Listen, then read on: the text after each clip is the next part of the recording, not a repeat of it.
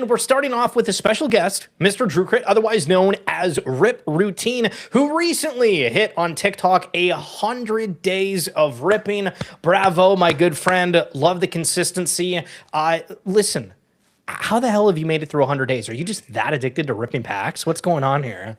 Well, I think you know the answer to that. The answer is yes, I am that addicted to ripping packs. The hardest part actually is getting it out there. I try and get it between 7:30 a.m. and 8:30 a.m. every morning. In fact, I posted at that time on Christmas this year, and my wife was like, "What are you doing?" And I was just like, "I have to do this. I have to be consistent." The only date that I didn't post it during that time frame is I was on a plane, and I thought I would have Wi-Fi to post it, and I did not. So it didn't get posted till I landed. Just you gotta listen. That's where we gotta break out the red card early. We're not even like a minute into this one, and we're throwing out all over the sun. Donnie Slabs, how are we doing, good sir? It's good, man. Hey, isn't that like people missing an every day? Like you just like that's crazy. That's absolutely crazy. I'm glad to hear that you've you like 99%, like 99 out of 100. That's still in any league gonna get you a top max contract. So I think you're still doing good stuff over there, Mr. What are we allowed to call you, Drew Crit? Is that how you pronounce that thing? Listen, I was trying to ask him like what's going on with the username because he's got like the dual personality. I don't know if this is like a Hannah Montana type situation going on, but like I have multiple personalities as well, so I understand this now. Well, so Drew Crit has been my name, like is my actual name, and it's just like abbreviated together. And then so Drew is my actual name, and then my last name is Crittenden, and so I then made it Drew Crit.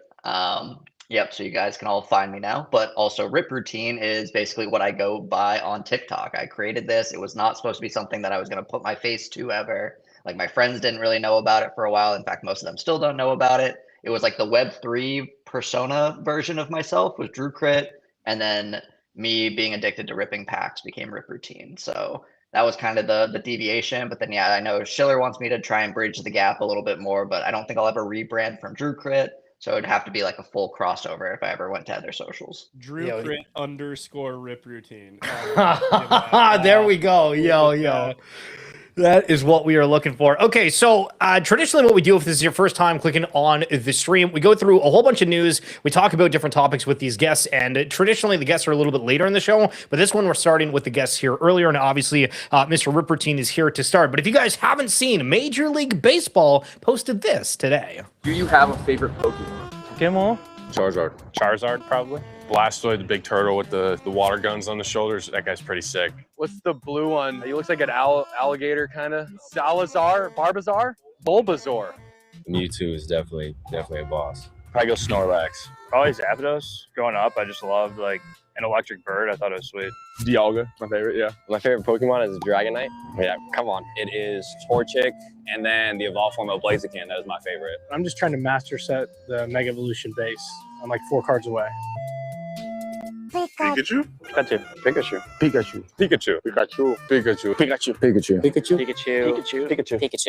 I didn't want to say Pikachu. That's boring. Do you have a favorite Pokemon? Okay, so first of all, Major League Baseball is unreal at just getting like pop culture things. Obviously, with all their collabs with One Piece, Pokemon is huge. But this must have been recorded forever ago because all these look like spring training facilities, doesn't it? Yeah, I think that they've had this in the works, and it kind of makes me think that there could potentially be something going on in the future, maybe this summer, late summer, early fall for like a Pokemon MLB collab.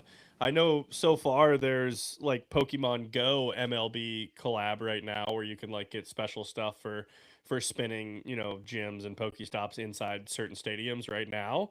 Could you imagine if we got a collab card? Like that would crush so hard. I mean, you've already seen what the Dodgers won with One Piece did, so I mean, I can only imagine how absolute mayhem it would be if they announced that they were doing a collab card. Well, so for the Major League Baseball stadium, I think for the Pokemon Go, it's like certain days that it's specifically active. But then also there was an announcement of like a Magikarp in South Korea that if you were playing Pokemon Go, you could get this specific collectible as well. And it's like they're just doing so many of these like elusive cards, which I think is kind of cool. But then on top of that, Drew Crit, what do you think of all of these players coming out and showing these baseball gloves that have cards embedded in them. It's not one person, it's two different people that are now doing it. Like what's the fascination around this? Is this PR, Pokemon love? Like what's your take on it all? I mean, I feel like it's got to be a little bit of both. You could see in the video that they shot that not everybody like knew what was like. They picked the basic like Charizard, Pikachu. Like they all have like the standard favorites, which like sure some people have those as their actual favorites, but a lot of them looked like they were just guessing the name of a Pokemon, right? But at the same time, like you see folks like these guys probably know what they're talking about at least, or like were fans as kids. Like if you think about how quickly like any of our friends or family probably like fall back into it. Like we grew up in the era of, you know, Pokemon. Like this was the biggest IP when we were kids, and now it's like, oh, I can afford to buy all of these packs, or oh, I can afford to do these cool things related to it. Like it was so easy. Like I started talking to a couple buddies, and they instantly were like, yeah, I actually walked through Target and they had a pack on the shelf, and I actually bought it and picked it up and bought it. They're showing it to their kids. Like it's very quickly like we went from nobody remembering it happening to like pure peak of you know, everybody being involved again.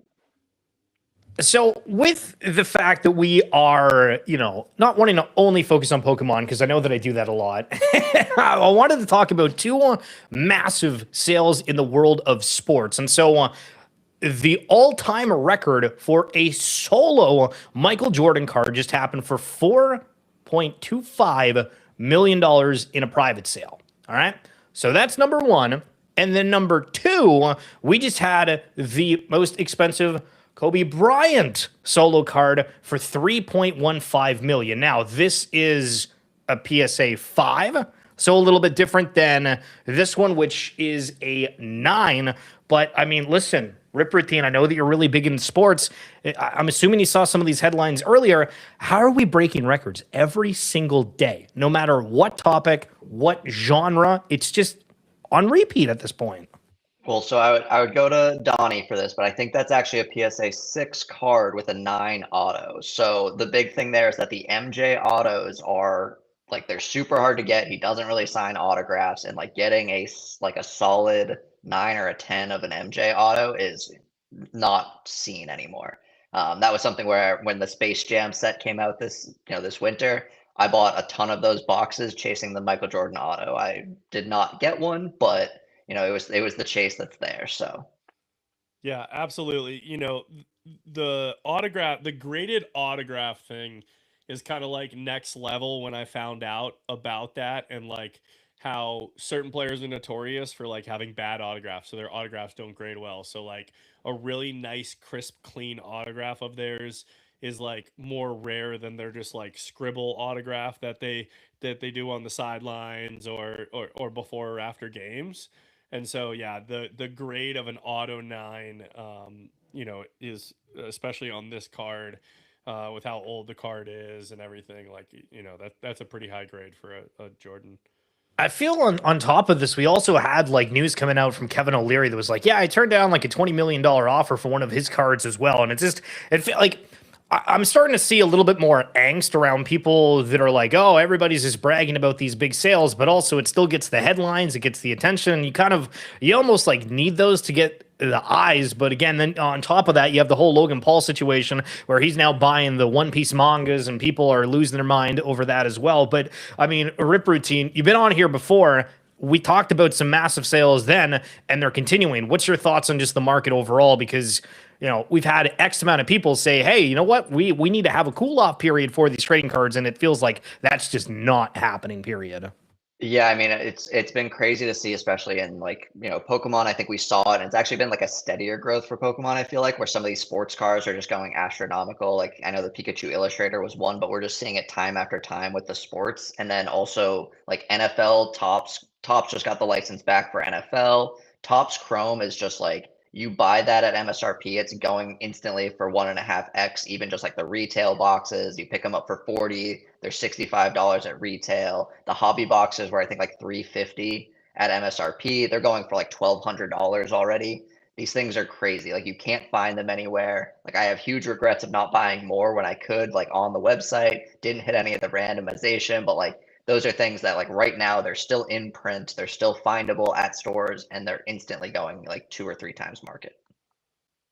I'm trying to like understand how when I think about 5, 6 months ago, whatever, the timeline was full of people saying, I hate the fact that I buy a product and then like instantly lose. Like, when are they going to fix this? And then to your point, everything's already doubling off secondary. And then I still am questioning, like, how is anything ending up holding value? And obviously people are going for these chase cards in the baseball series 1.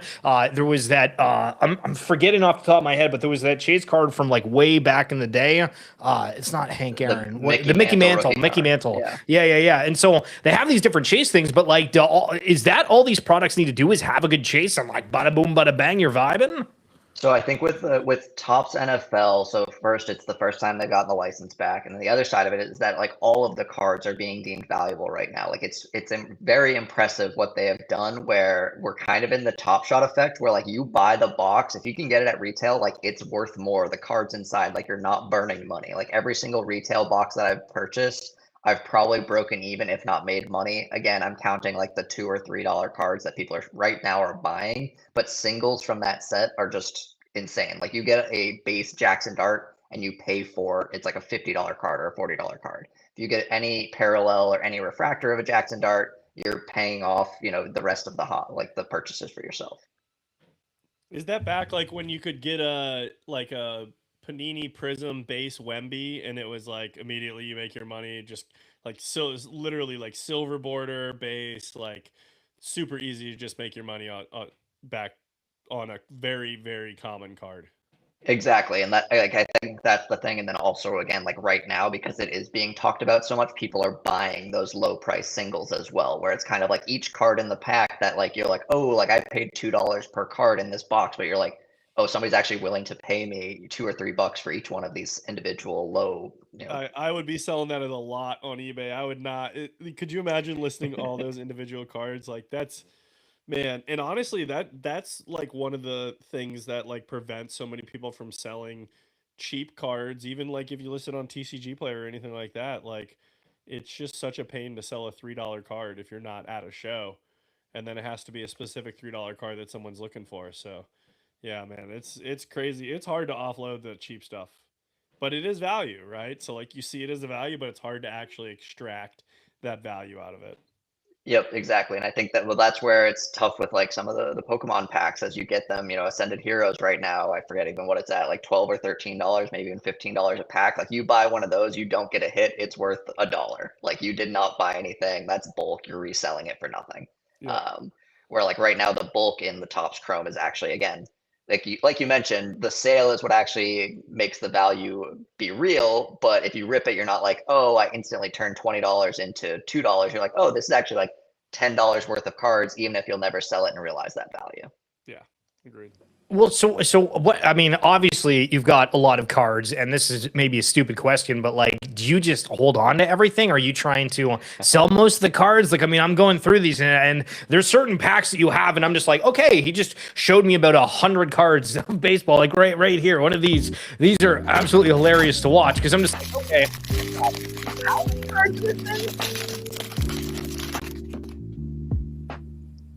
I like the mellow music, by the way. I was gonna say we're getting the ambient music in the background. Look, it's really easy to figure out what he does. He has this TikTok, so then he can then tell his wife, "Hey, babe, I am buying all this stuff to create content. Okay, this is not about me ripping. This is about creating content for the people." And honestly, it's genius. It's absolutely genius. Exactly. That's the goal, is to basically like, it's not just a hobby of me down here ripping way too many packs. It's actually me trying to, become a content creator. You're working. Exactly. You're at work. Exactly. Right now, we were having dinner. I was like, hey, I got to go jump on the round table. Like I got to go work. So, it's not just for fun. You got to put some food on that table, So, sorry, go ahead. But yeah, of course, if you guys do use TikTok, make sure to check him out, but go ahead. So to answer your question, so trying to bridge the gap between like, ripping the packs, collecting the cards, figuring out their value, stuff like that, and moving towards like the logistical nightmare that is trying to figure out how to sell these cards and moving that forward is kind of that weird space that I'm in right now. It's one of those where I'm like, yeah, like I definitely need to like dip my toes into it a little bit. And Quad's going to realize that I screwed this one up. Yep, covered the wrong side. First time getting a PSA card back and literally covered the wrong one. I love it. that I was love tough. it. Growing pains. But so from that standpoint, like it's definitely one of those that I'm trying to explore, like, consignment options when it comes to sports cards. Like, should I be listing, to Donnie's points, like, hey, like, get a bulk listing going. I'm trying to look at best options for doing that. How do I get stuff out there? It is something that like I probably spend more time just like reading about it, and I should probably just go ahead and list some stuff and try and get sales to figure it out. But I'm also one of those people who I'm just like, I'm struggling with the concept of the upfront cost of figuring it out and then not doing it. So instead, I just buy more packs with that money. So Guy just buys more packs. Okay, so like, I mean, if I'm scrolling through here, is there any ones that like you want to give like a quick little commentary as you're ripping them? Like, do you remember a certain day? Like of the 100, do you remember most of these days and what you pulled? I would say lately I haven't had that many like. Oh, I hits. forgot. I tuned into every single one of your lives, and it was you never pulled anything, and I was like, man, this guy's RipRoutine, and he's just ripping nothing. I went through a cold streak with football, where I was just not hitting anything. Yeah, these optics were just like they were brutal for me. I still have a ton of them sealed that I'm keeping for a bit, but it's a bad rookie class. There aren't a lot of players in this year. Yeah. So it's one of those where it's tough from that perspective. And then Schiller, I think I told you where, of course, like the one time I'm not recording myself, I'm just casually pulling, and you hit what you're looking for. And I'm standing upstairs, like there's not going to be anything in this recording. Like this is fine. I can just do this anywhere. And of course, I get the biggest chase of kind of like the past year, essentially. So. I mean, how often, like, I mean, just to put it into perspective for people that aren't like hardcore rippers, like, I mean, you've gone through how many packs and like how many big hits have you gotten within that time? So I feel like I'm actually a bad person for this, as Donnie knows, because Donnie actually said, who did I think I told him like after I ripped the gold Charizard, he was just like, who did you, do dirty things to get this level of luck? And because he was like, you've been ripping packs for like 2 weeks and you pulled the Zard. And then like a week later, I pulled the Mewtwo from Destined Rivals. And then I basically in 2026 went for the past 3 or 4 months with like crazy cold streak. And then to break the cold streak, I pull the Charizard. So like from that standpoint, like that's 3 pretty big cards in Pokemon alone. That being said, I've probably ripped my share of packs to get that many SIRs. I'm just also fortunate that the ones that I'm getting are the top chases from each one of them, right? Like, there's actually, I think it's 2 days ago or 3 days ago, I ripped a Prismatic pack, the day 98, and I got an SIR out of Prismatic. Yeah, it's one of the Ogre Ponds. It's like a $15-$20 card or something. Like, more people that are hitting an SIR are excited, but like that's the card that they're hitting. They're not hitting the Mewtwo that's like a $700 card right now, I think, or like the Charizard that's an $800-$900 card. I mean, the question I guess I'd ask you guys is like, how do you look at the new cards that are just absolutely flying? Like, I mean, it feels like every single day people are talking about the Pikachu card or it's the Charizard, and it's just something, and it all feels like the focus is on like the most recent hits, and obviously that makes sense to an extent. And obviously, Donnie, we're gonna get into some more nittier grittier stuff, but it feels like again the focus is just on like the big hits of the new stuff. Well, I mean, look, they have been coming out with some really good looking big hits. We're obviously at the top peak of Pokemon, the number of people that are interested in Pokemon, right? Like I don't think we can fully grasp the number of people that are interested in Pokemon right now, and it is not enough. There's not enough supply on the market to fulfill the number of people that are interested in Pokemon right now.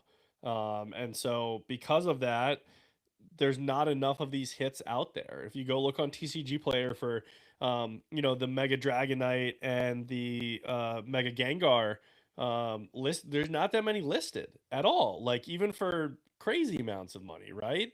And so while you normally don't see the big hits from brand new sets, go up or dip just a little and then go up so soon after release, it's a supply issue right now when it comes to these big hits. And like I said, there is not enough supply out there to satisfy the demand for these big hits. Well, then, Mr. RipRoutine, how are we getting all these packs? I might ask. Are you paying more? Or are you just like really like quick on it whenever they have these drops?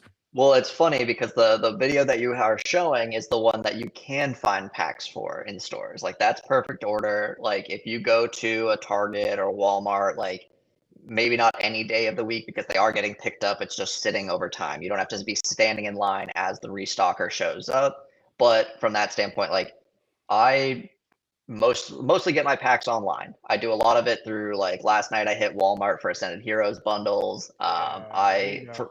For a little while like Target was doing drops early morning on Eastern time and not like the early morning ones, but like 7 a.m. to 10 a.m. Eastern time, and I was hitting those every single day that they would do that drop.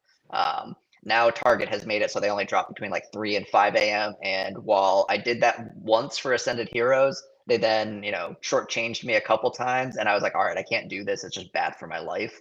But that was where I was. Speaking of hitting drops, I was hanging out with my fiance earlier, and she showed me this email on her phone. She said, "This is spam, right?" And it was an email from Pokemon Center with like an order number, right? And I scrolled down, and I told her to get online for the Ascended Heroes booster bundle drop, like in January for an April release, and she hit on it. We completely forgot that she hit on it. But yeah, so I've got 4 Ascended Hero booster bundles coming from her at MSRP. I mean, what an absolute gem she is. Yo, love to hear it. Love to hear it. Miss Donnie Slabs. RipRoutine, did we talk about this the last time you were here? I feel like we might have for the Cyberpunk TCG, and we all collectively said, I'm not buying it. I don't know anybody that's buying it. And for anybody that's not seen this, Cyberpunk TCG decided they were going to go through a Kickstarter to raise funds. Their goal was $100,000. They raised just shy of $30 million, where the cheapest package or offering, whatever you want to call it, was about $50, and you got 2 play decks, and the most expensive, I believe, was like $8,000. And I mean, ignoring the fact that that's a crazy amount of money, how in the halibut did this end up raising almost $30 million? And maybe you guys don't have a take on this, but the other day I was going through it and I'm like, man, if I'm a marketing agency, because there was a marketing agency that commented on a video that I published, it was just like, hey guys, if you want, you can get a free Cyberpunk TCG before like the sale even started by submitting your email, your address, whatever.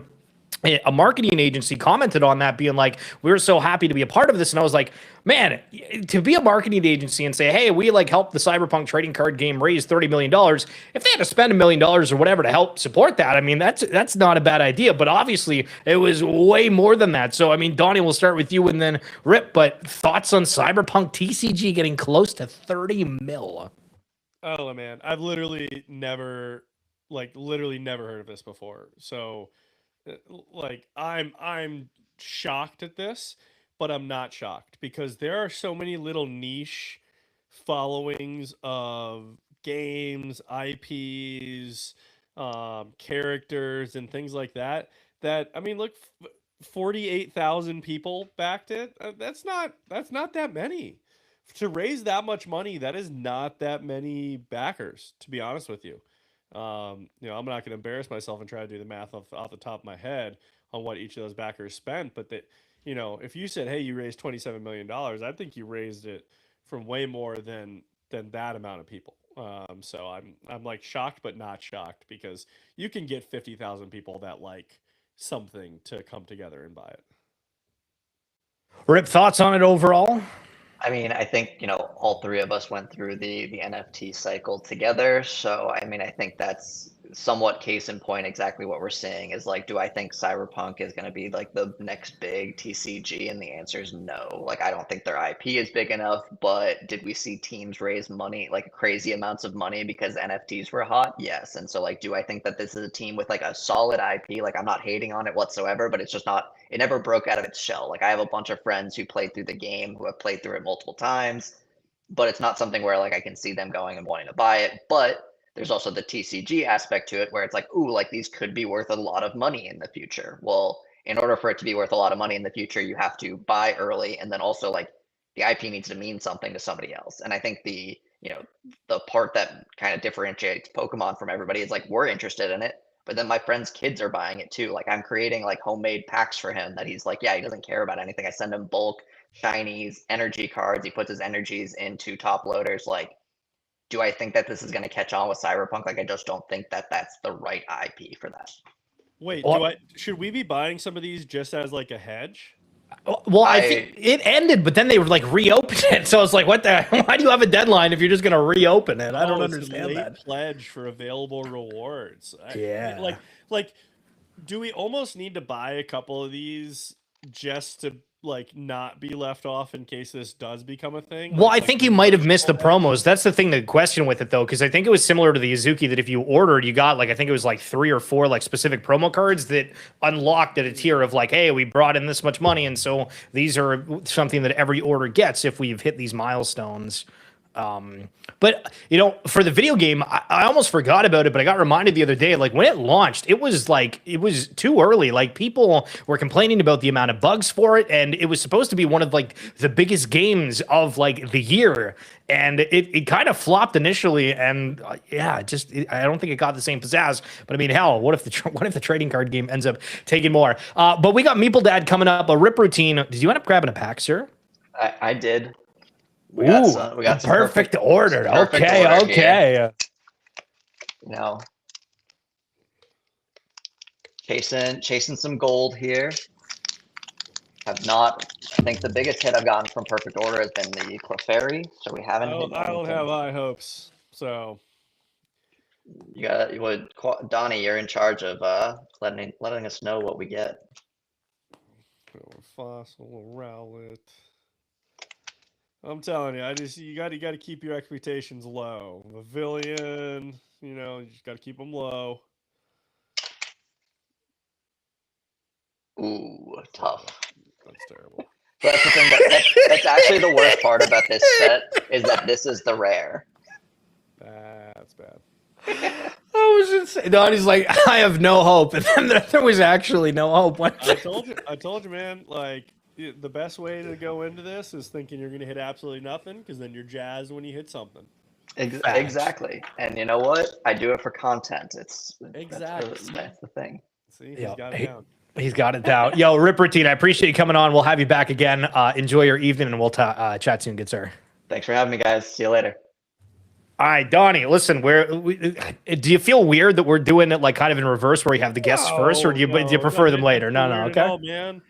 We're just chilling. We're Just having a good time. man. Hell yeah. Love it. All right. Well, we're about to bring MeepleDad up here. But again, these streams are brought to you by Sync. So if you're out going to a trading card show and you're wanting to scan and find out what the value of cards are, even though these vendors have all their different prices, it's something you're able to do. Or if you're wanting to keep track of your physical card collection, there's Vibes, Pokemon, One Piece, Riftbound, and more coming. And right now it is only available on iOS, but Android is coming extraordinarily soon. But if you want to scan the QR code above, you'll be able to find that. All right, MeepleDad, we're bringing in MeepleDad, we're bringing in MeepleDad, we're bringing in MeepleDad.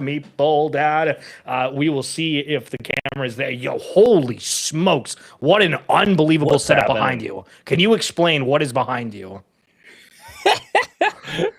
Nice to see you guys. Thanks for having me on. This is half of our Lego wall. It's like, those little nut and bolt organizers that you keep your hardware sorted with. Yeah, this is what I do to de-stress, is I sort bulk Lego. Because life is complicated enough. I can't solve every problem easily. So this is an easy problem to solve, sorting Lego. I see that's the brand of autism you were dealt, and I gotta say that's a pretty good brand. That's a that. You know what? Works for me, man. I'm telling you, it's perfect. It's perfect. Mine is just memorizing market values of Pokemon cards, so it's the same, about the same thing. But those like the monks, like the Tibetan monks that make like the big sand mandalas and then they just sweep them up. Well, I organize all the Lego, and then the kids plow down here on a Saturday morning and just like a bomb went off. It's great. Oh my I gosh, get to do it all over kids again. Must love that. That's got to be like heaven for them. Like, You've got the coolest background of anybody we've ever talked to, by the way. Like easily. That is That's sick. awesome. That is friggin' awesome. But yes, thank you for coming on and appreciate you taking the time. So listen, we're gonna get a little bit into Magic the Gathering because I know that that's something you're really into. But do you want to give us kind of a quick little backstory of what your trading card journey looks like?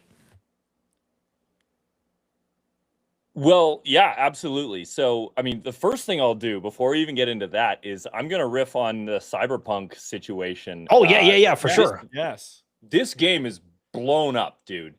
It's wild. So, we as a company, my company, we backed it pretty big because we were like, yeah, this is probably going to be stupid.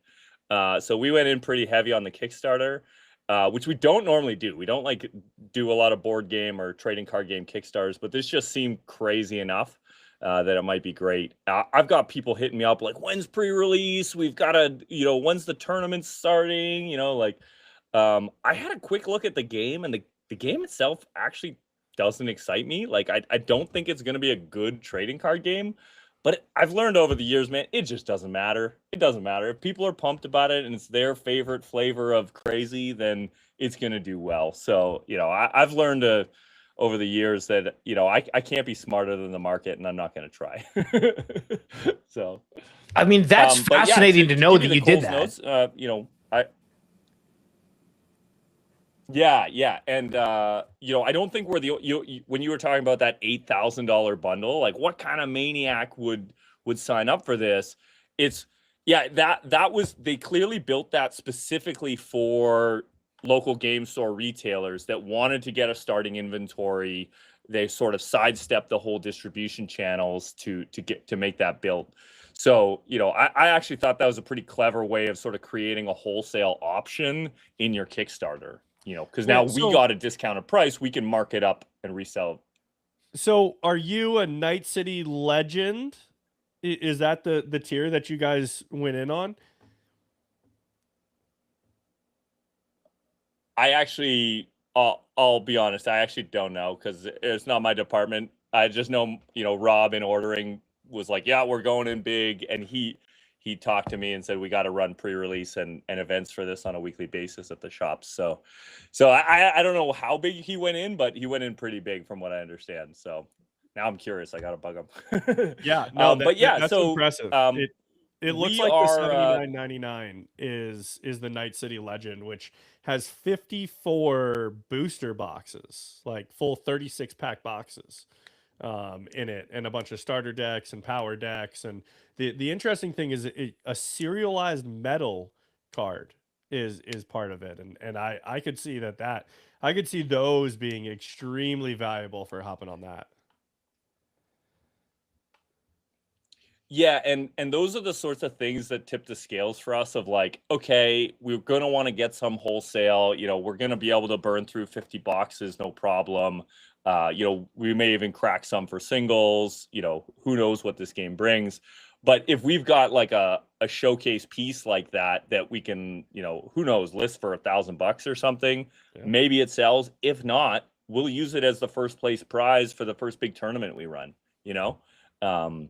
So, it's smart that they built that. I think it was a really well put together Kickstarter. So anyway, to get back to me, my handle's MeepleDad. That's my sort of like my Batman handle. My Bruce Wayne name by day is Kelly, and I'm in charge. My day job is I'm in charge of events at Face to Face Games. Face to Face Games is one of Canada's premier event organizers, online retailers for trading cards, local game stores. We've got 2 shops here in Canada, one in Toronto, one in Montreal, and a third store we just opened up this past year in Rotterdam in the Netherlands. So yeah, we're Canada's sort of go-to spot for trading cards. People often, lots of game stores use us as the benchmark of, what should we buy things at? What should we sell things at? And yeah, but then my evening handle, MeepleDad, is, how I, degen in crypto and hang out with wizards and, the Forgotten Runes community and, just blow off steam, play Lego, all that fun stuff. So, But yeah, so that's what I do for work. I've been in the business of trading cards since, I mean, I started playing Magic when I was like 10 years old in '95. I was cracking packs of Ice Age and 4th edition back in the day, which is pretty fun to think back on. And I always joke, like, if I could go back in time and tell 11-year-old me or 12-year-old me that this is what I'd be doing for a living when I was an old man, I'd be like, I'd lose it, But yeah, I've been officially in the industry for 12 years now. I guess 14 years, and working with face-to-face games. I got the Toronto store open in 2014, and then now I'm leading the events department. So co-owner and events department leader for the whole company. So yeah, that's it. Cards. What a legend! My goodness, holy, you got quite the background. Okay, so let me see if I can get a different perspective on Magic, because I used to play a lot. I'm trying to get back into it, but if I was going to use the narrative side of things, if I can.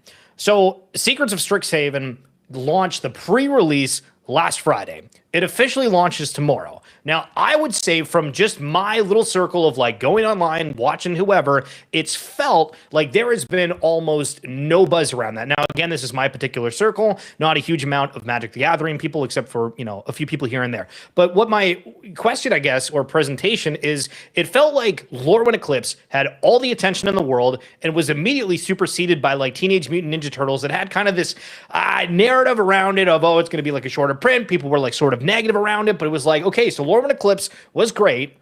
Immediately, Teenage Mutant Ninja Turtles took the spotlight, and then Strixhaven is here, and it's felt like they've almost released things too quickly. And I don't know if you have any thoughts on kind of how those releases has been. I know you've posted about being a big fan of Strixhaven, but yeah, I mean, yeah, I'll dive into that. And this is with my my Batman persona on, because daytime Kelly loves Wizards of the Coast and thinks everything they do is great because I rely on their partnerships for success in business. But I can be candid and honest and say, yeah, absolutely, the release schedule with Magic has gotten absolutely degenerate. It's the fact that Lorwyn Eclipse, which is by, if you asked 100 people playing Magic, what's your favorite set of the last 5 years? 90 of them would say Lorwyn Eclipse. It's such a positive set. Everyone loves it. Amazing vibes, amazing energy. And it was our go-to set for 5 weeks, and then on to the next thing, and I'm still like, no, guys, hold on. Like, this is so fun. We got to play this set more, And it's just because Hasbro has targets to hit. If you look at Hasbro financials from 10 years ago, they've got revenue from Transformers and board games and My Little Pony and Magic, and it's a pretty balanced portfolio of products they had going. If you look at last Q2 of 2025, Magic the Gathering and Wizards of the Coast made up 125% of Hasbro's profits, meaning the rest of the company is losing money, and like Magic is dragging the company forward. So yeah, it's and I think that's a big part of why it's just they're so over leveraged, and they're trying to milk as much as they can out of the game as hard as they can. I feel like that's going to end up being like a pretty big problem. And like, I wanted to go into, because the Q4 and full year 2025 earnings actually released a little bit earlier today. I don't know if you got a chance to go through it, but like in terms of highlight here, I'll go through like this page, let you respond, and then go to the next one if that works for you. But for the fourth quarter 2025 highlights, total Hasbro revenue up 31%, driven by the strength, as you said, in Magic the Gathering, 86% growth in Wizards led by Magic, specifically the Avatar, the Last Airbender set, and Monopoly Go. And they have some other things within there, but for the Avatar set, I mean, on your side of things, was it just like flying off the shelves? Because I almost forgot that happened. Now we're talking about all these new sets. Yeah, so Magic in the last couple of years has done this thing where they've started licensing the IP of various properties and bringing it into the universe of Magic. For literally a generation, Magic was its own universe, and yeah, there was different multiverses. There was you know, the original Magic world, and then there was like the Egyptian world, and there was all these different universes we traveled to in the game to make, you know, there's the metal world where everything was metallic, you know, and all these different sort of interesting universes we explored.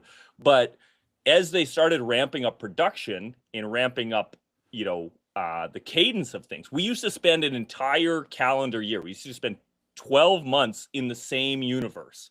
You know, like Mirrodin is a great example, or actually Lorwyn is a perfect example from 2007.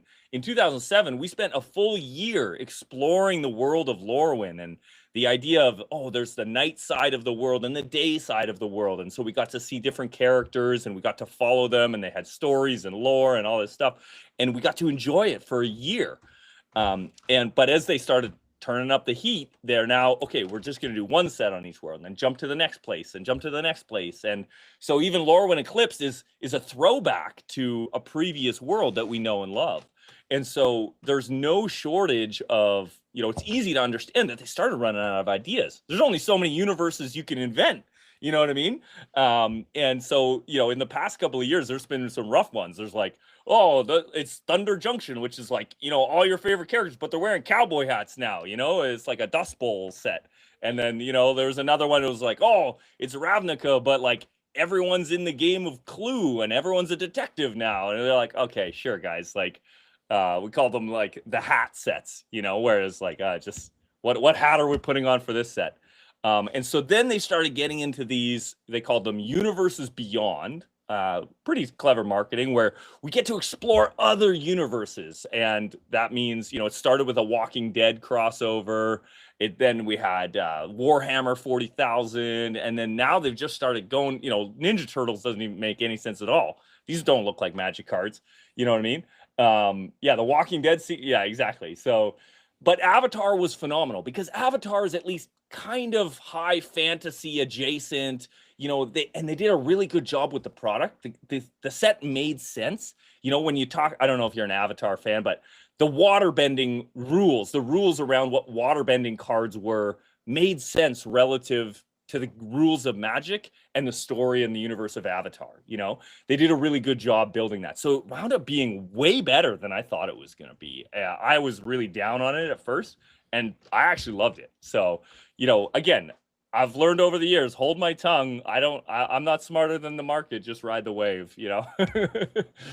So. Dude, I gotta say, you are like thoroughly entertaining to listen to. I don't know if anybody's ever told you that, but like you've got the package to be a star. You've got it down packed. But like, okay, so I mean, hold on. Let's finish this thing because there was one other slide. So it says Hasbro revenue is up 14%, driven by exceptional performance in Wizards. Wizards revenue grew 45% behind Magic and Monopoly Go. So there's not like a whole lot of different on that aspect. But then for the Secret Lair, like, I mean, these guys are just cranking out collabs, and I think that it's cool. Like I actually genuinely think these are really, really neat because I'm like, I mean, The Last of Us I'm a huge fan of, and I know that they had that at one point. They're doing Dungeons and Dragons, Fallout at one point as well, and I'm not really like super familiar with all of the different ones they've done, but how come they didn't keep these separate? Because like pardon me if I'm wrong on this and correct me, but like Secret Lair is its own entity versus like if you're trying to play Magic, you buy the sets. And so they have all these cool collabs, but then like the, you know, Teenage Mutant Ninja Turtles, that's like actually a set where these ones are just, you know, 5 cards and I don't even know if they're playable. Yeah, so to put it in Pokemon terms, like, you know, the Ninja Turtles or the Lorwyn Eclipse or Secrets of Strixhaven, these are like, you know, perfect order. You know, this is a full set, you know, 250 cards or whatever it is, you know, and you get, you know, a lot of depth, a lot of different, you know, characters, a lot of different story, and you can sort of play these on their own. The Secret Lairs are more sort of like, you know, like a special drop where it's like, it's just for collectors. You can, you know, the cards work, you can play the cards, but you don't need them to compete in tournaments. You don't need them at all. They're just fun to have. A lot of them are even just all reskins, you know, like that one you went to there. Soul Ring is a card that it's a very popular, powerful card, but you don't need it. You know, there's a $2 version that exists. You don't need the fancy, special, sparkly one. It's just bling. And the thing that pisses me off about Secret Lairs is there's a billion of them. There's so many, it's impossible to keep up. And this is a program that Hasbro built to sidestep retailers, because you can only get these ordering direct from Wizards. You can't go to your local game store and pick them up. And so they very clearly engineered this product as a way to get away with reprinting valuable cards and selling them direct to consumer. For decades, they said, oh, we don't participate in the secondary market. We just produce the product.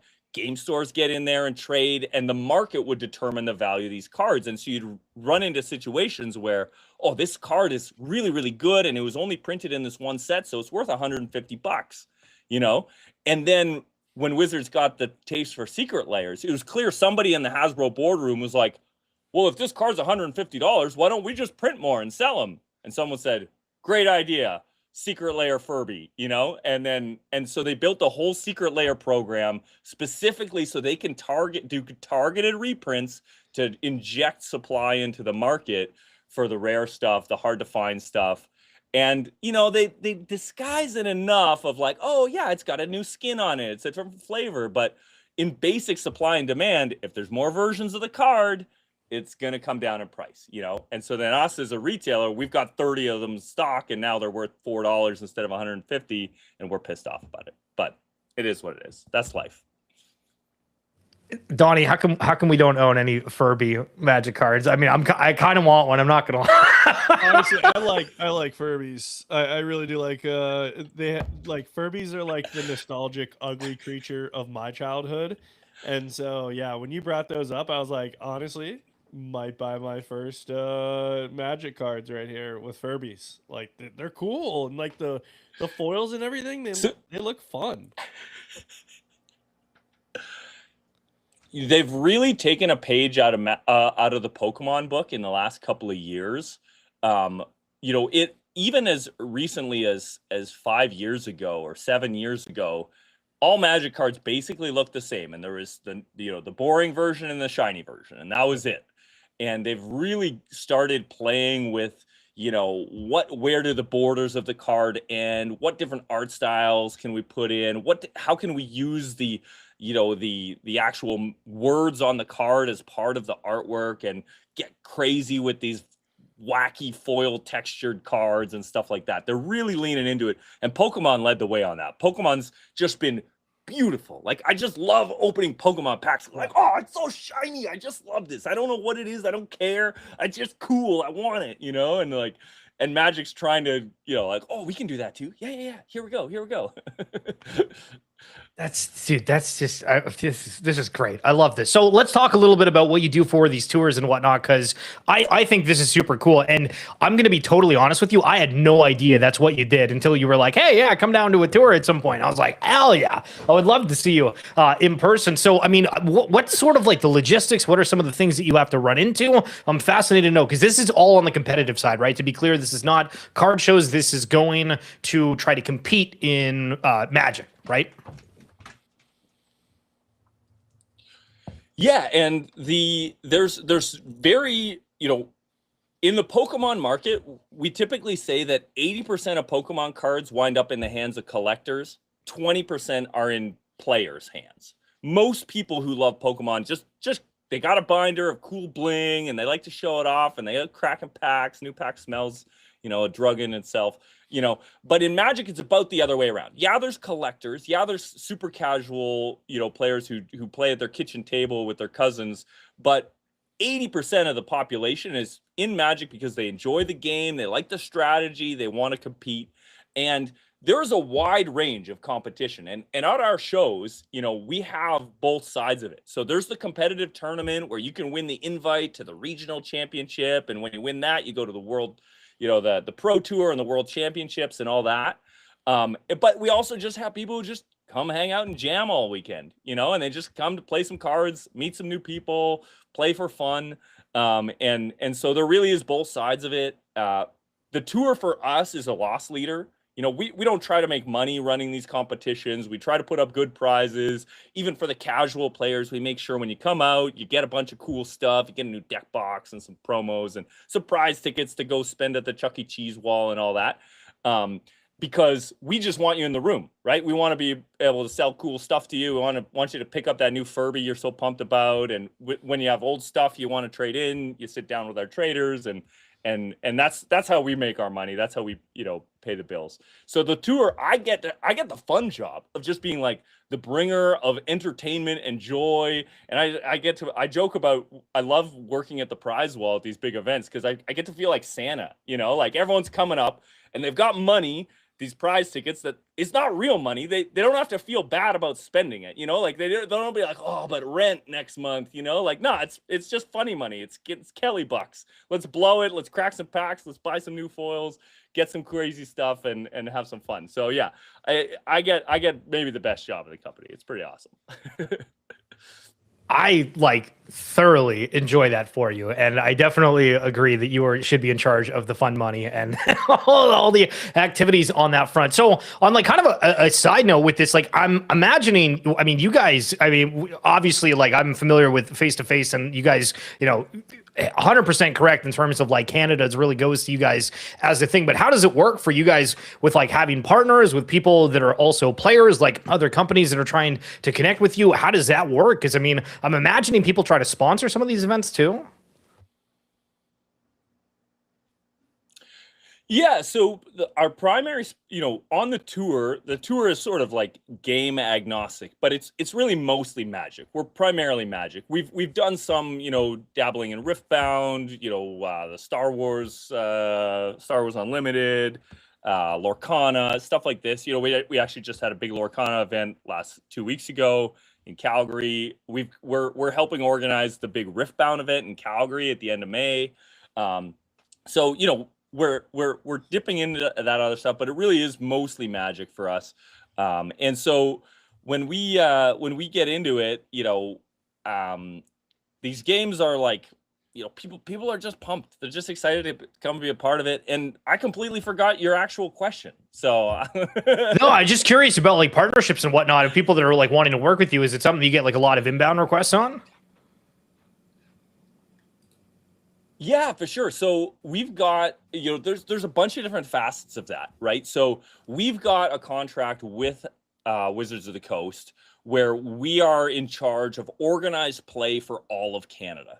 So the tour is one aspect of that, you know, where if you come and you compete at the big tournaments at the tour, which, you know, 80, 100, 150 people, you know, you can, maybe the top 8 of those tournaments earns their invitation to the regional championship.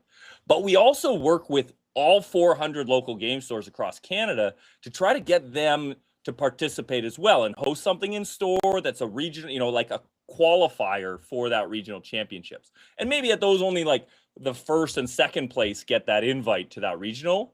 But the idea is to include all of Canadian game stores in the project, right? Because, you know, as much as it's fun to be the big dogs, like we can't be everywhere all the time, and there are amazing stores all across Canada and, you know, all across the world. Honestly, we're one of 11 global organizers.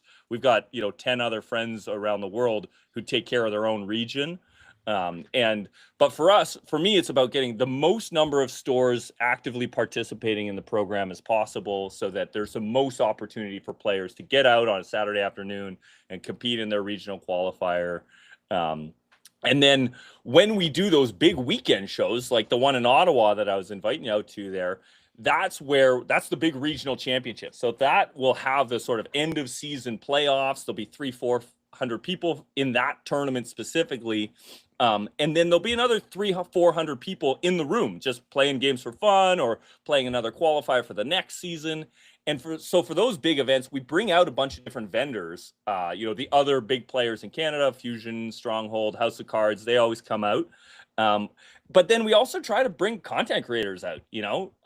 So people who have a YouTube channel, or they're cracking packs online, they're, you know, doing Commander gameplay, because those are the people who have connections with the casual communities.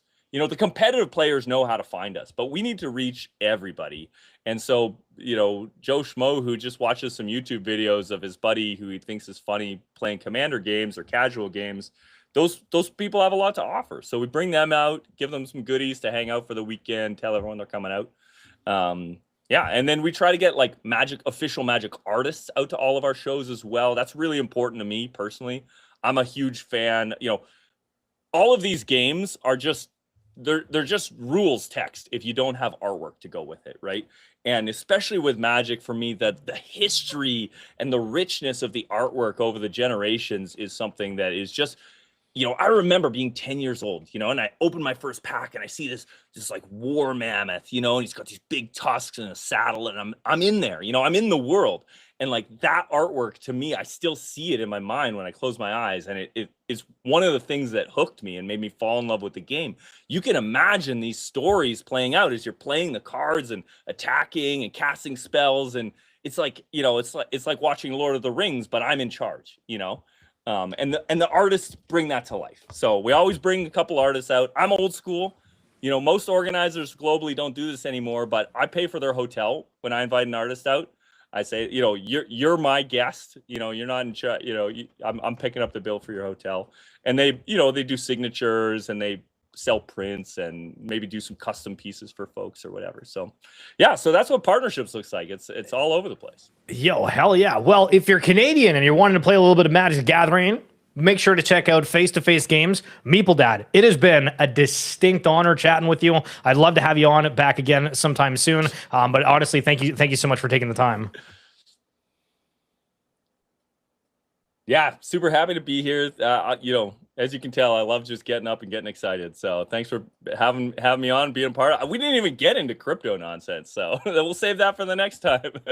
We'll save it for later. All right, well, thank you for coming through, and we'll chat soon, boss.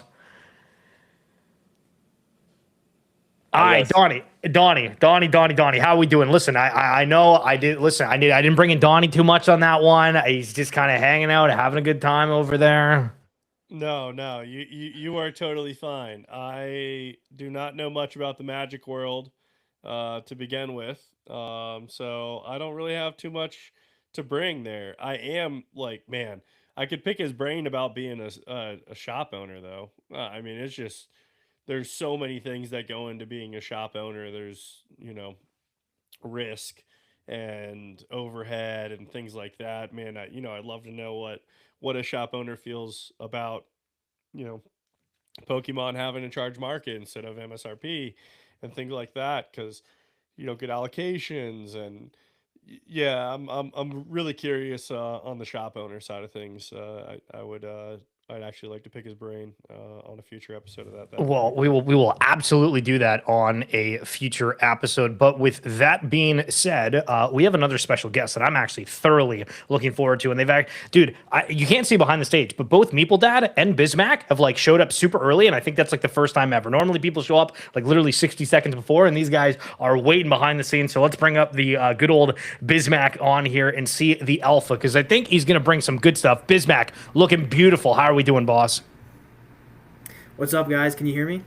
You sound wonderful. So listen, I got to go on the backstory for a second. So I'm scrolling on the timeline, and it shows up where you are saying that you are going to do a Spaces. And also, if I can I just get you to mute when you're not on, because there's a little bit of like an air conditioning or something behind you, and then whenever you talk, sorry about that. But so I'm scrolling on the timeline, and there's an account called Bismack, and it's saying, yeah, I'm going to be hosting a space after I've taken quite a long hiatus. And I'm seeing all these massive accounts being like, I can't believe Bismack is back. Hell yeah. And I'm like, okay, I need to talk with Bismack. So give us a little backstory on when you started the Spaces before, how come you stopped it, and how come Bismack is back?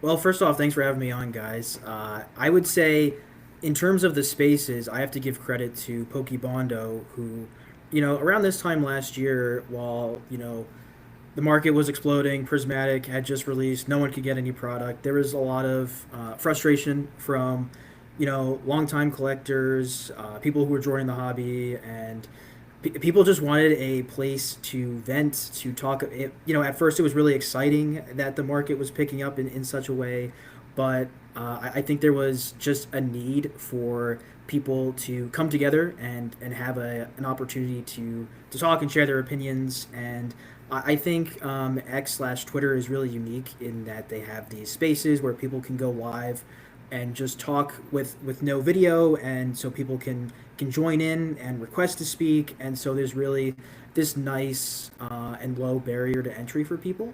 And so Bondo was actually the one who started the spaces and was running them weekly.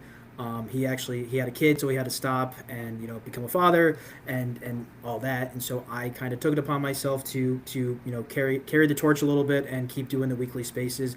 And they were really just an opportunity for collectors, vendors, store owners to just come together and talk about the hobby, talk about things that were going on, things that they were seeing at shows, things that they were seeing in their stores, online, in person.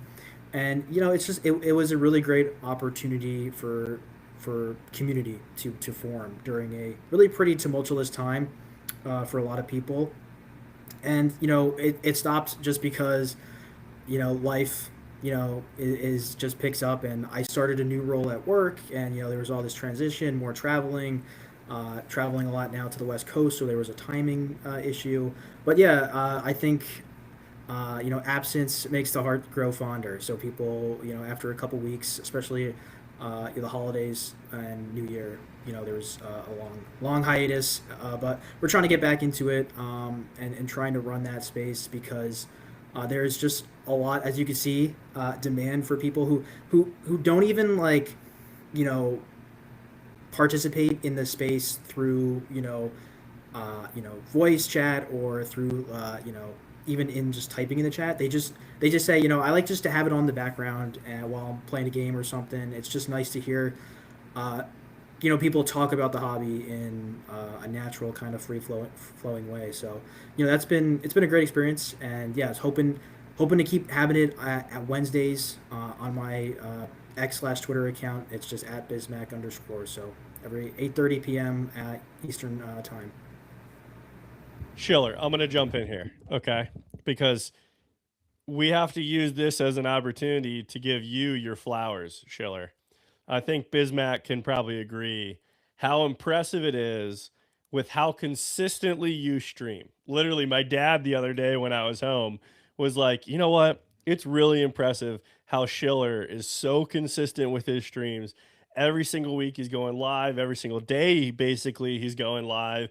And so, yeah, I want to use this as an opportunity to give Schiller his flowers, because it really is hard to go live every single week. And it doesn't, at first it doesn't sound like much, but there's a lot that goes into going live. And he sends me this long list of all the topics that we're going over and everything like that, I'll tell you. So got to use that to give Schiller his flowers. But that's awesome that you're back at it. And I like you said, like, the people want to consume TCG content and talks about TCG right now for sure. And that's why Bismack is here. So I want to present a question to you, and then Donnie, if I can have you either add to it or maybe respond in any way you'd like. So Bismack, if somebody that was a close friend, specifically not a stranger, a close friend, ended up walking to you and saying, "Hey, you know what? I'm seeing you talking about Pokemon. I'm wanting to get into collecting, and I've seen all this craze. And how do I make sense of this? Because we're seeing all these huge sales, and people are fighting. I'm watching videos all the time of people beating the crap out of each other at Costco to get the best prices, and people are camping over." And I mean, how would you explain that to somebody that's new, that's looking at just this craze, that's wanting to kind of be a part of it, but maybe not in the fighting type way?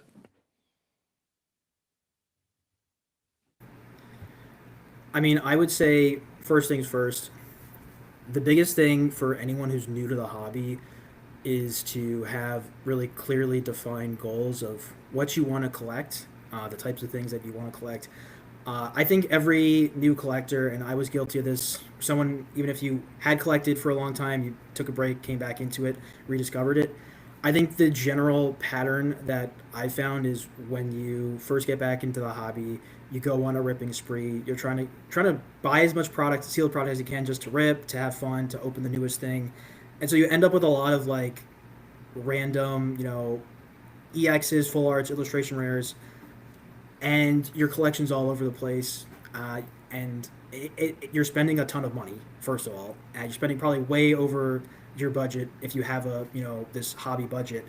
And so after a couple months, the high starts to, you know, run thin, and you're like, okay, now what?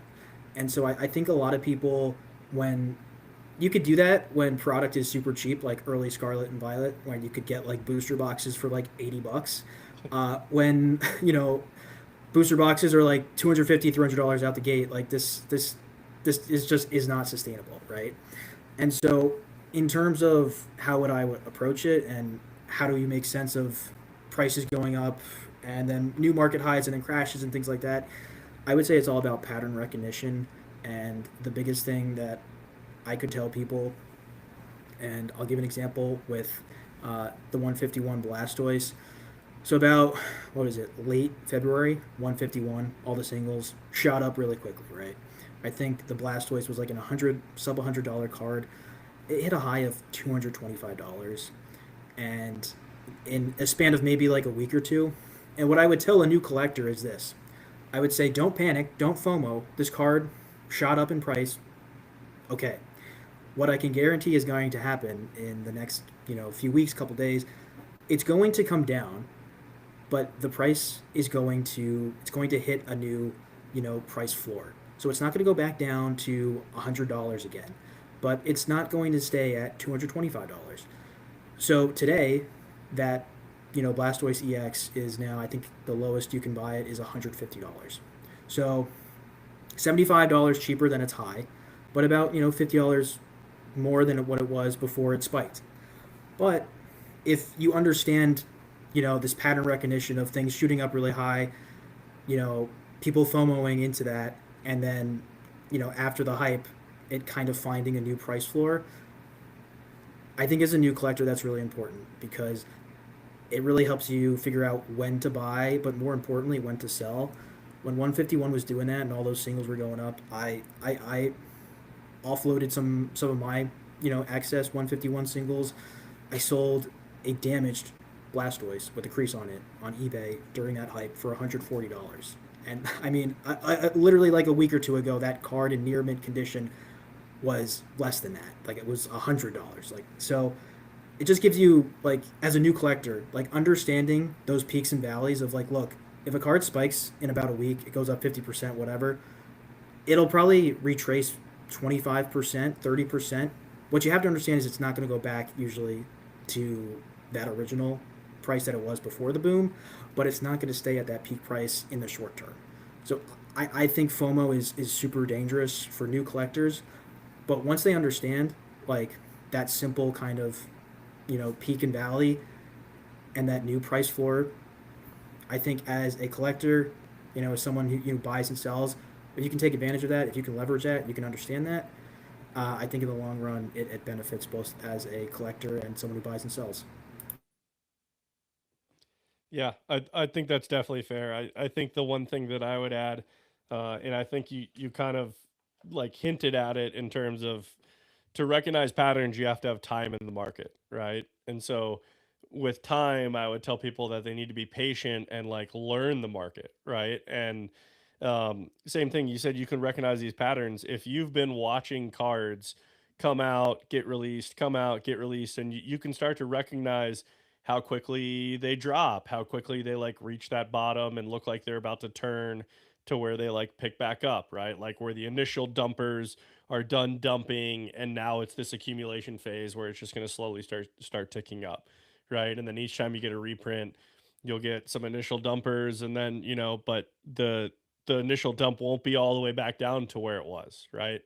Like you have Ascended Heroes right now, and you know, it went down to like $105, right? Now it's all the way back up to 170, and you know, we're probably going to get a couple big reprints of Ascended Heroes, but I don't think it's going all the way back down to $105 on those reprints. It'll, you know, retrace to 140, right? So, you know, still higher than it used to be. I definitely think that time in the market can help you identify those patterns that you're talking about. And once you're in the market, if it's something you're watching every single day, and you'll be able to like identify those patterns a lot easier.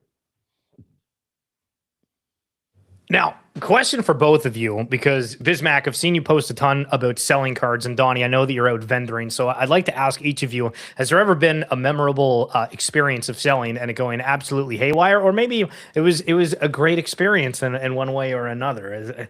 What do we got for horror stories? Donnie first, and then Bismack.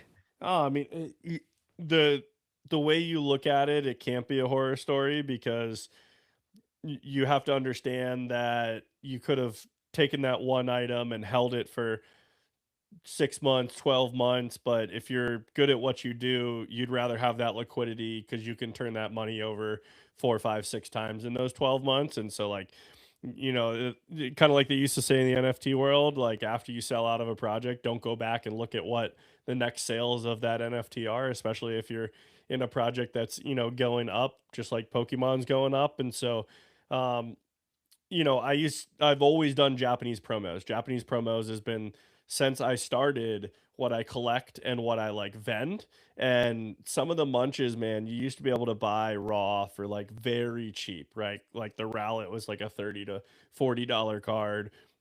You could get some of the Psyducks for, you know, $150, $200.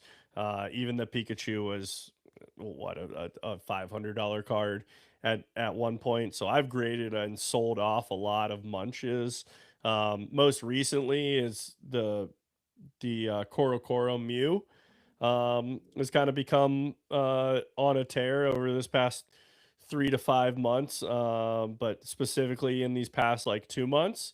So, you know, I've sold a lot of Korokoro Mew, you know, 5 through 8 that are, you know, sold for a couple $100 at the time, and now those are a couple $1,000 cards. So, but once this market cools off a little bit, we'll be able to tell stories on the other side too. Hey, I sold this card for $2,000 and now it's back down at, you know, 1,000. So you got to take the good with the bad, I think, when it comes to selling, especially as a vendor.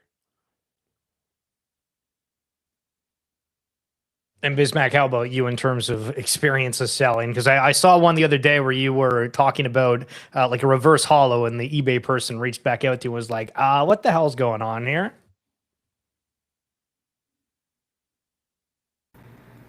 Well, I mean, there's a lot of, in the context of that story, it was someone who had bought a Pikachu reverse foil from Holland Phantoms, who, upon purchasing, they had no idea what a reverse foil was, and so they were like, I can't find this card on TCG Player, like there's no hollow for this card, like did you sell me a fake? And I was like trying to like nicely explain to this person that this was a fully legitimate card, and this would have been a great question to ask before they purchased like a $60, you know, card.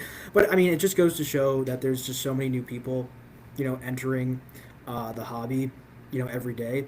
I'll share a story from one of my claim sales that I just had, where I, you know, so I'm selling a ton of low-end singles on my Twitter account, and so it's literally like I'm posting like 500, you know, cards at a time. And, you know, I'm not going to sell out every time I post my claim sales, so there's a lot of leftover inventory that I just, you know, roll over into the next, and I'm not going to be able to reprice every single card. And so there was a like an A spec from Twilight Masquerade. I think it was like Secret Box or something, and I had it marked for $3. And so I posted it in a lot, and like 5 people instantly, like, you know, were like claim. And I was like, geez, why is everyone like going for this card? It's so random. And then I looked on TCG Player, and it had shot up because it was, yeah, and it was like a $15 card or whatever now, because it was like, you know, super playable. And so for my lesson for that is, you know, it does, when people say it pays like to know like the game and to know what's going on, like it absolutely does if you're selling a lot of modern singles. Even if you're selling, I think what a lot of people don't realize is people are still buying and building vintage decks all the time. And so there are some really expensive, you know, supporters, trainers, things like that I think a lot of newer people, or just people who are looking to get rid of cards, especially on eBay, don't even realize. And so you can pick them up in a lot and really do pretty well just by knowing and understanding. You don't even have to know how to play the game, but if you know about what's going on in the game, some of the meta decks and things that are in, and especially if you know some of the retro decks, which obviously don't change over time, like something from 2005, like the top decks aren't going to change. So we know what cards people are looking for those specific decks. I think it helps. So yeah, that was a it was funny because it went to someone who's been a long time claim sale supporter of mine, so they got a great deal. But it was definitely a funny moment because I was just like, why are, out of all the cards in this specific lot, why are they all going for this random ace spec? That was because it was comped at 25% of its market value. That is, listen, everybody's got a story, and that's amazing. Well, luckily it went to somebody that you are a fan of. But one thing that I wanted to ask you about, Bismack, is you made a comment about Pokemon indexes and saying, all of these are just people are taking a whole bunch of cards, throwing them in and calling it a day. And so if I was going to ask, what would you like to see in indexes? Is it something where you'd like to hand select certain cards? Do you think that there could be, I don't know if like a committee makes sense, but like, somebody decides else for you and people kind of vote on it? What would you like to see in these Pokemon indexes if you could be in charge? Well, I think it's not even like what should be in the index. It's like, how do we use the indexes and what are people using them for? And I think my biggest worry with a lot of these, especially like this one, which is from Card Ladder, and I assume if it's at like 9,436, it's, I don't know, maybe every single English like card that was released or something. I don't know what the methodology is, but the people that are using them and kind of like taking that buzzword of like, oh, it's up 6,000 plus % are probably the people that are new to the hobby or trying to justify kind of YOLOing into like a bunch of sealed to kind of like pokey invest and do some things that I think, are downplaying kind of the effects and not dangers, but there is risk in, the commodification of collectibles. I mean, you can see it with the Gold Star Pikachu. I mean, recent high sale, I think it was like 156,000, and now like the last couple sales have been like 40,000 less. And I mean, so there's like real volatility like in this market. Like it's not just something that just graph goes up, and which a lot of people have this impression for over the long term, right? So I think when like the Wall Street Journal or all these different like news sites like post something like this of like, oh look, it's beating the S&P 500, I think there's a lot of like context that's missing from that, and it's not just like, let me buy a box, sit on it, and then like I'm gonna be the next Poke Millionaire. And so especially with these indexes, when it's like taking so many cards, I don't think it's useful for collectors, for even like Poke investors, because it's not something that they would ever. It's not like the S&P 500, like where you could buy an ETF and you own that, and that's something you could sell. You're not gonna buy all 9,436 of these cards and then like follow this index, right?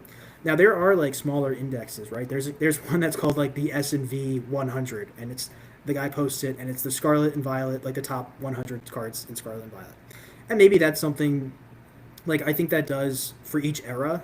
I think that could be useful to kind of see, aggregately what's in, what's not. But even so, it's so broad that like you have certain sets like 151 where it just went ballistic, and it would probably really skew some of the data one way, kind of like in real life with financial markets, how like the Magnificent Seven are kind of like propping up an otherwise rather stagnant stock market, right? So I think more granular data is important, and I don't know. I feel like the type of people that are using these types of quote unquote indexes are probably using them with the intent to justify maybe some risky financial decisions. So that's my pushback against them. But I would love to hear what Donnie or you have to say about it, Chiller. Well, I mean, we need people taking some of these risky financial positions to help our market to continue to go up, right? That the gold star doesn't get to 140 $1,000 without some people taking these risky financial decisions. But yeah, I completely agree. It's really hard to just take snapshots like this and be like, if you would have just put your money in Pokemon, you'd be up X amount, right? Like, number one, there, like you said, there are some top sets that are clearly, holding the reins when it comes to large percentage gains, right?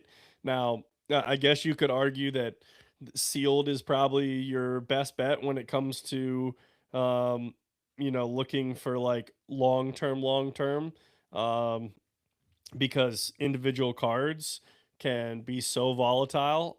Whereas like sealed, once it's done printing, is an asset that will always become more scarce because people are just naturally always ripping it. So yeah, I completely agree with what you're saying. Um, just saying Pokemon is up, you would have been up so many, so many percent if you had just invested in Pokemon. You got to choose the right things. You got to know to hold, right? It can't go up.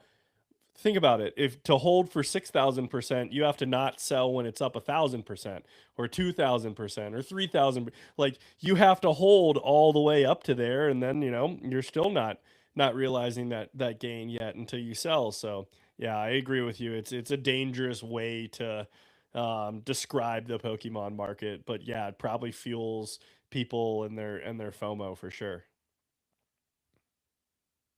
Bismack, feel free.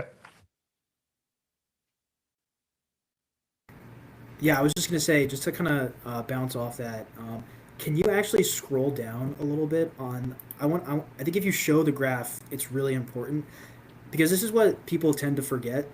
It's not even just holding it when it's up 1,000. For the first 20 years, it was holding it when it was stagnant, and it wasn't moving in price. And all these signals were the same prices they were, if not even less, 5, 10 years ago. And so I think it's really like, obviously you see this giant blip during COVID and another giant blip, 2025 and now, 2026.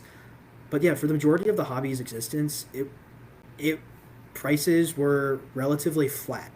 And so it's really, I think, disingenuous to say, oh, well, if you had just held it for blah, blah, blah. Like, this is more than just like diamond hands. This is, like obsidian, whatever. Like, you really had to be holding them, not even in the context of thinking that they're going to go up, but just because you held them, because you love them, because you were a true collector. I think if you look at the long time, people who have been, in the hobby who are now kind of like titans and, have these massive collections, it's because they loved the TCG and because they just had these massive collections because of this genuine interest that was built over decades at this point. So I think the most important thing when I look at this graph is just the first 20 years where it was flat.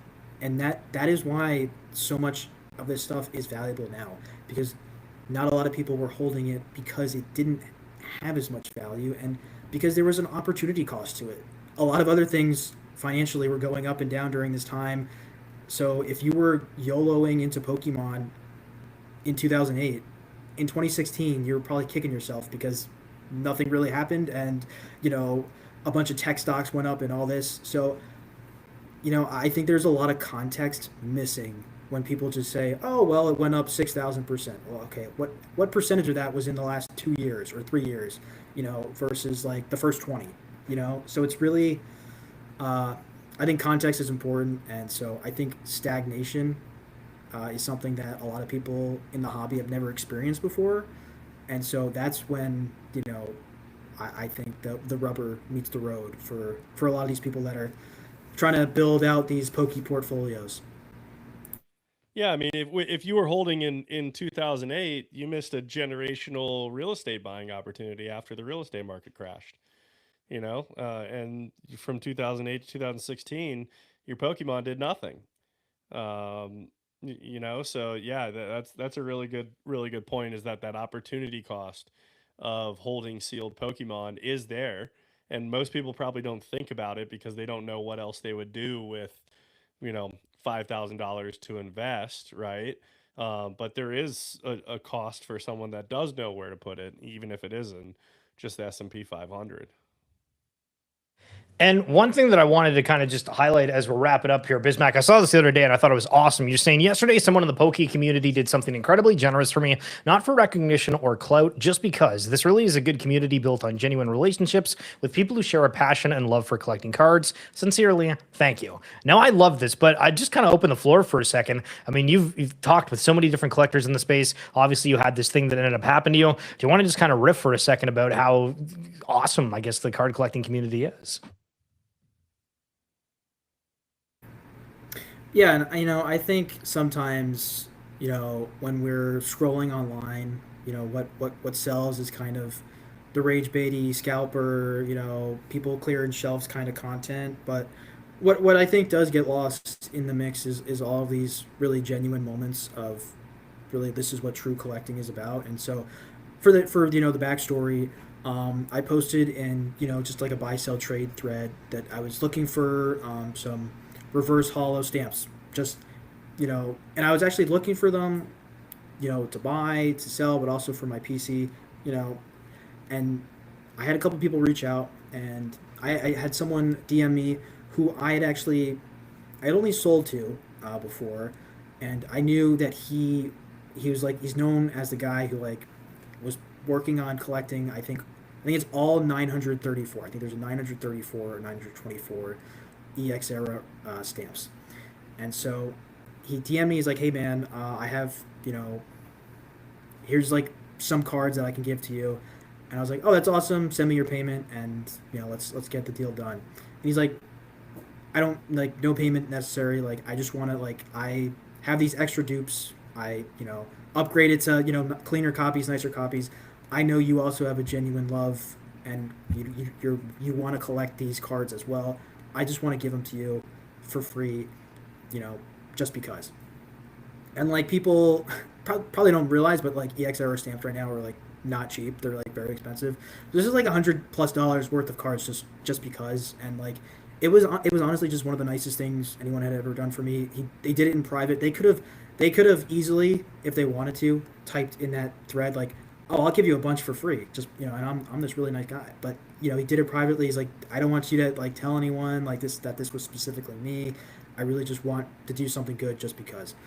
And so I think it does kind of show like, when you're genuine, when you are building relationships, this is an industry and a hobby built so heavily on the relationships that you're building with other vendors, collectors, store owners, sellers.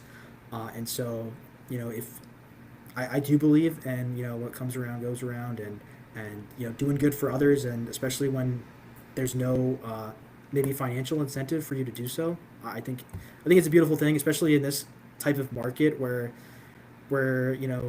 some people are kind of trying to squeeze every last penny they can out of collectors and out of Pokemon in general. So to see these kind of moments of true pure collecting of like, hey, I know you love this, I love this as well, I want to share my love of this type of card or this type of collecting with you. It was awesome. It was really an awesome moment for me. Well, I love that. And Bismack, I appreciate you coming on. Of course, if you're wanting to catch him, does the Wednesday Spaces at 8:30 p.m. Bismack, it's been a pleasure. Hopefully have you on again sometime soon. And thank you for taking time. Yeah, this was great. Thanks so much, Schiller, Donnie. Awesome to meet you guys. You as well. Thanks so much. All right, Donnie, listen, we are finally back, just you and I, for the first time in a long time. How are we doing? First time caller. First time caller. Yeah, long time listener, first time caller. What's up? I gotta get all of these things up that we got for the show notes here. So give me about 30 seconds, and then we're gonna rock and roll on that front. But I mean, good, brother, you're good, man. I'm telling you. Have you seen tag teams?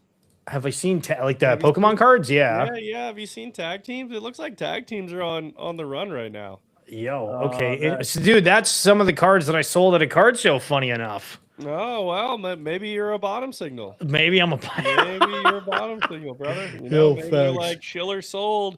We can go to the moon now. We can absolutely send it. Okay. Yeah. I think tag teams are on the run right now. So we'll see see what comes of these tag teams. Okay, cool. We have 1,000,000,005 tabs open. We are ready to rock and 1 roll. billion.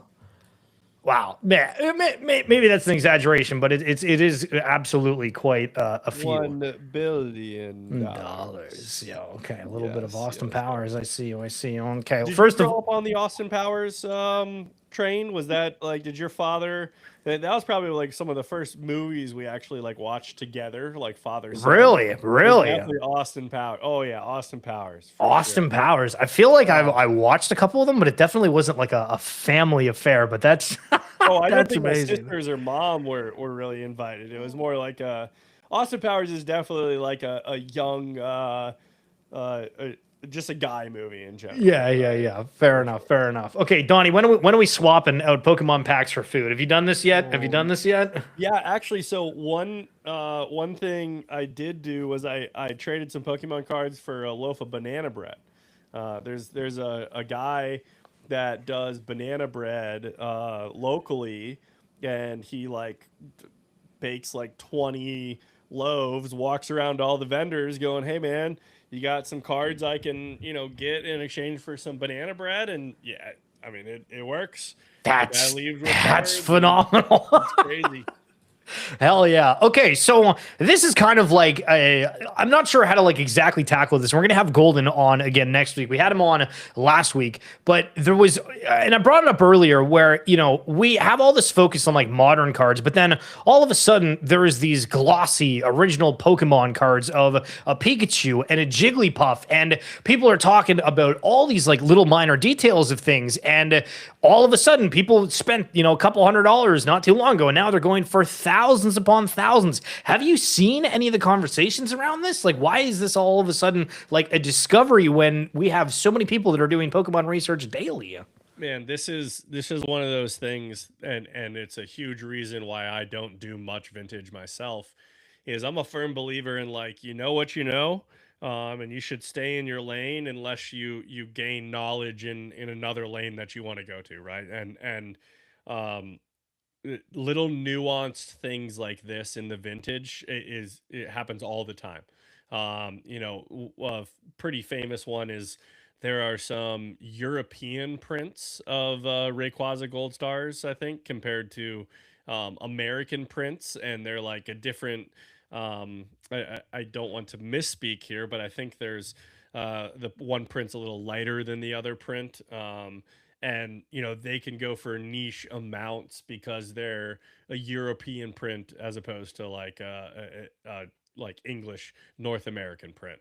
So yeah, there's so many nuances over the past 30 years of Pokemon of this card, this set has this print error, this set has this print error, and print errors can be really expensive. Like for example, I just got a submission back from PSA, and it was the Japanese Mega Dream, the Gengar, but not the big Gengar, not the SAR. It was just the Mega Attack Rare, right? But it had a slight issue in the printing of the foil, where it actually had a Chinese foil to it with the Japanese foil on top of it, right? So that card, which is a $30 raw card, now is a $900 PSA 10 because it's an incorrect texture error. And so like if you don't know that that's happened, then you don't know to go looking for those, and you don't know why a certain card's worth way more money. So, if you've been in this game for 30 years, you may have an encyclopedia in your head of all these different print errors, but that's why it's like super important that whatever you decide to collect or vend or whatever, like you dive full in and learn everything you possibly can about that era of Pokemon cards, because you'll find little stuff like this. Okay, so I want to share this video with you, and we might have kind of played it before, but I pieced it together to make a lot more sense, and let me know if the audio doesn't come through. I'm out at a card show. I find a vendor, and I'm like, hey, do you want to have a little bit of a chit chat for a second? Tell him your story, etc. And here's what he had to say. I was in Florida, and then I spotted this fake card, and then I told the guy it was fake and stuff, but he was arguing, but then I was right.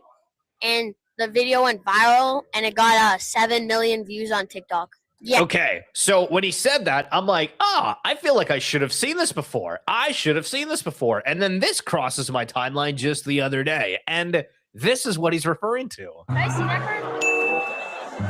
This card's fake. It was at this moment. It's all through the flash. Check the back.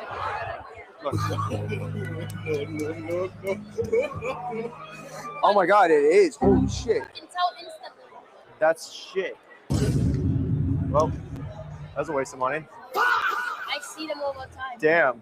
How much did you pick it up for? Probably like not a whole bunch, but still, that's annoying. God, that sucks. Good catch though.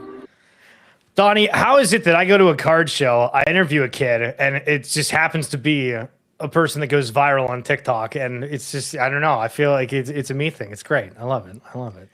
That's a rough look on that vendor, to be honest with you. You think so? Okay. If the kid can see that card's fake that easily, right? And he pulls it out, and the guy's like, "No, it's real. It's real." And then he pulls it out, and he's like, "Oh, it is fake," right? Like, I don't know. That to me, that's a rough look on that vendor. To have that in his case, and of course the fact that it went mega viral, that probably, I mean, maybe the virality helps them a little bit of like, hey, okay, you're a person, but also on that. But just to note as well, the market forces TCG is something that's coming down the line. So if you guys are looking for something kind of new and exciting and have an X account and you're wanting to keep track of that, we'll give different updates as this is happening. But again, we got so many different trading cards that are happening all the time. Very, very exciting future for those. And one thing that I've seen in the Pokemon landscape is people highlighting specific art and what is happening on that front, where somebody's brought up, hey, this is an Ampharos that's waving at another one, kind of insignia, you know, with the boat, same kind of aspect. And then it goes over to the Chatot, and it's, hey, these are actual musical notes. You're like, oh, I didn't realize that was the case. And that's the exact same card on that one. Or in the Trikachu card, as they say, hey, look, there's 3 Pikachus in this card that people did not ultimately end up realizing initially. And I don't know what this goes to the vintage conversation we just had a second ago of like, how are these cards just like, this card has been a focal point, and all of a sudden somebody brings it up the other day and it's like, oh, I never noticed that. How does nobody notice this until weeks later? That's just how good they are with the art. Like, that's just literally like, they're just goated with hiding things in the art, and they've always hid stuff in the art. There are a lot of examples over the years where people will notice that 2 cards that released at completely different times connect. That's like really common, is to find some connecting cards. But look, the artists are really good at hiding things, and it'll take a bit for people to find them all. And we'll see for the next ones. And if we talk about the dollar bill, can we just replace dollar bills in the world with Topps Chrome Pokemon? Like, is that an I'm down, except for a wallet would be so inconvenient to carry, like with a lot of money in it. Like, it would just be so thick. Just unbelievable. So on the Netflix side of things, they're now announcing that Gundam is doing a live action film. And of course, the first thought goes to, all right, well, what ends up happening to the trading card game and the speculation around it? That's my first thought. When Gundam gets announced with Sydney Sweeney in it, your first thought is the trading card game. Come on, Schiller. God, I know it's a problem. It's a problem. Top left, Sydney Sweeney. I mean, what are we? So the guy in the bottom here, Nonzo Anozi, he's in Zoo. I don't know if you've ever seen it. It was on Netflix. It had like 1 or 2 seasons, but then it ended up getting canceled. And that's actually, listen, I thought he was great, but I love that Donnie is focused on the.